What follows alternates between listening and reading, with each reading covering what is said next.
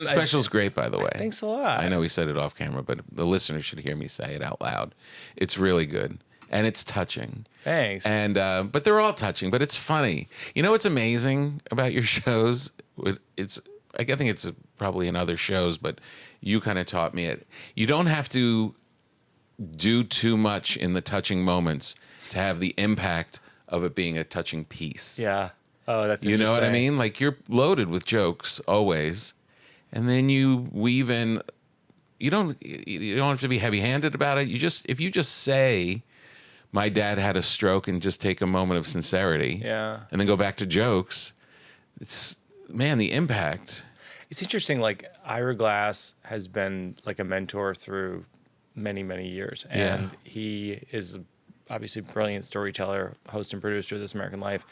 He listened to a version of this hour like 8 months ago, and he goes, "It's great. You just have to have like 2 or 3 more moments where it's saying an honest thing and not asking for people to laugh." Right. And what a great way to put it. Yeah, and I literally I wrote out a lot of like my real feelings about my dad, like after he had a stroke and what it felt like. And, you know, the one that like really hits me is like this thing of like when he was first in the hospital and he can't move, but you just read his expression through his eyes, and the expression in his eyes was fear. Right. And it was they look worried. They look like children. Oh my God, they look like children. And it's like it was such a devastating thing to go through and to watch my dad go through, because your whole life you just, at least I've had this experience, you look at your parent as like this larger than life being, this mythological figure, and at a certain point you're like, oh yeah, they're just the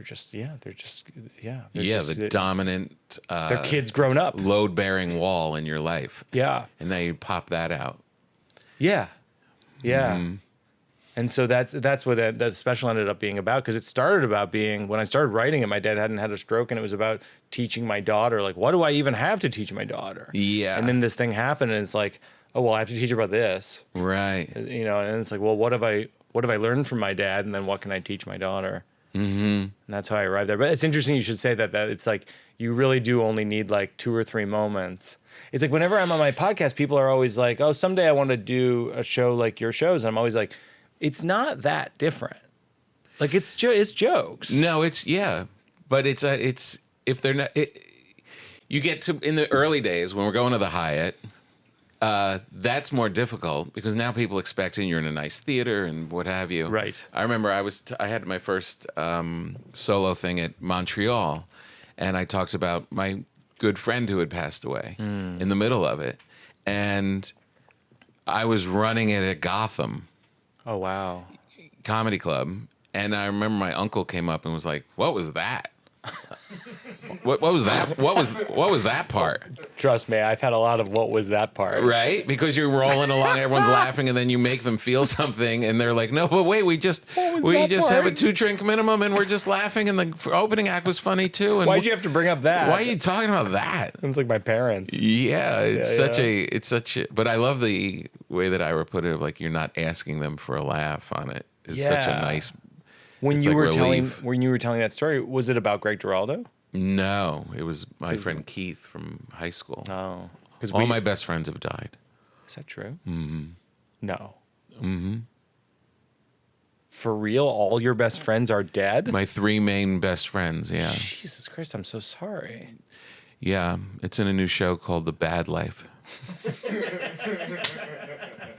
That's coming out on that's going to be May great. 29th. I feel like it's kind of piggybacking another show. Which like is? It's piggybacking my show, The Good Life. Oh, that's weird. I never put the two together. You didn't think about that? No. You're telling me you literally just watched my special, The Good Life. You thought of The Bad Life, and it didn't cross your mind that's similar? Well, now you say it, it seems stupid not that I didn't, but yeah, no. Give me your perspective on Keith Robinson, who had 2 strokes. Unbelievable. And put out a great special after it. And he has that great after years of stroke understanding of watching your dad go through it. It's funny, like there's that great line that Keith has where one day Chris Rock comes in and calls Keith Strokey Robinson.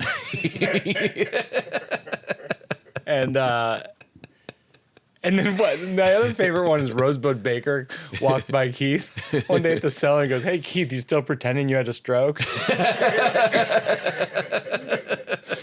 But That's love. yeah, it's love. It's love. And like, and I think like, yeah, I think Keith is phenomenal. I mean, he's an unbelievable comedian. Yeah. It's crazy that he's somehow gotten better at comedy after having 2 strokes. He's putting out the best material of his career, and he's been doing it like 40 years. He's got literally grandchildren. Yeah. It's the essence of a comic. It is.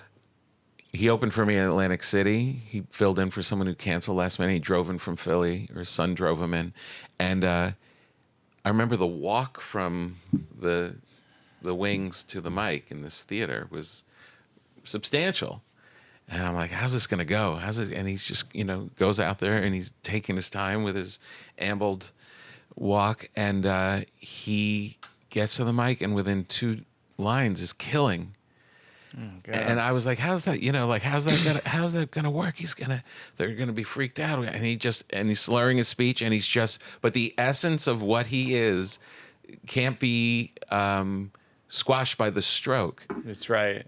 It's interesting, like with my dad, it was, and this has always been the case, like when I talked about having cancer when I was 20 and different things that are challenging through the years, where the audience, when you first broach the subject, the audience gets tense. Yeah. They're like, oh, what's this going to be? Right. I had cancer or whatever. And for the cancer thing, the first joke was that I had that worked was I had cancer, but it's funny because I'm a hypochondriac, and I think the funniest thing that can happen to a hypochondriac is you get cancer because it confirms every fear you've ever had. You're like, see, I told you. Yeah. Remember last week when I thought I had rickets? I was probably right about that too. There's going to be a lot of changes around here. And once I had that joke, it was like in Sleepwalk with Me a decade ago, but once I had that joke, the audience was like, oh, okay, we're okay to laugh at this group of material, of section topics. And with the stroke, the first joke that I had that worked was, because my dad had a hot temper. He was shout when I was a kid. God damn it, blah, blah, blah. Keys. Yeah, where are my goddamn keys? And I go, so I see my dad in the hospital. It's devastating. Everything about the stroke is devastating. But I will say, it has calmed him down. The audience, once the audience laughed at that, it's like a handshake with the audience of like, we're going to laugh about this thing for a little while. Right. Yeah. It is like, it is like a precarious thing. People always ask me, like, how do you tell stories on stage? How do you do that? How do you talk about like sad things? Mm-hmm. And it's like, I think it's one joke a lot of times. It's one joke that works. Like if you can get one joke working about having cancer, about your dad having a stroke, the audience is like, oh yeah. Right. Yeah. It really is kind of amazing though when you have these moments in your life, and you usually have to kind of digest them and kind of figure them out and then present them. Yeah. Like whenever you watch a comic when they're coming up and they get engaged or someone dies or whatever, and it's like it takes a while for the act to shift. Yeah. This seems like it was happening kind of in real time. It happened in real time. So you're kind of understanding it and putting it out. It's pretty profound that you're able to do that quickly. It's the first time I ever did that. Yeah. Where I didn't, it's not a challenging thing from my past, it's a challenging thing from my present. Yeah. And it was honestly, well, I needed the material. And nice. You criticize your dad a lot, but he gave you something. Ultimately, you got to fill an hour. People can tell if it's soft. He doesn't have it in him. My dad's forearms are soft. No, what it was is that going through this thing with my dad, and it's so hung a lantern on the thing I was talking about my daughter. Which is like, I don't know how to explain things to her. Mm-hmm. And then I'm trying to explain to her what a stroke is. And I'm like, I don't even know how to explain what a stroke is. And I'm like, let me try that on stage. And then the more I was doing it, the more it was just connecting. Right.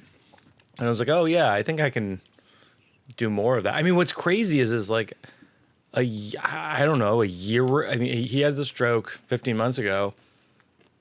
A year ago, I was touring with an hour that had none of this in it. And now it's like half of the show. Mm-hmm. So it's pretty great. It's pretty wild. It's a strange experience. Yeah. So it's weird. I mean, I gotta figure out whether I'm gonna show where it it to takes a him. while, right? Oh, really? I gotta figure out whether I'm gonna show it to him because some people say to me, they're like, they see the show and they go, "You should show this with your dad to your dad. It's like a love letter." And I'm like, "Yeah, I know what you mean," but then I'm also like, "What if it kills him? Like literally, he dies because he's already Show on the number verge 7. of dying." Next show. Show number 7. He says Life with keeps no rolling. he says with no hint of irony. Show number 7.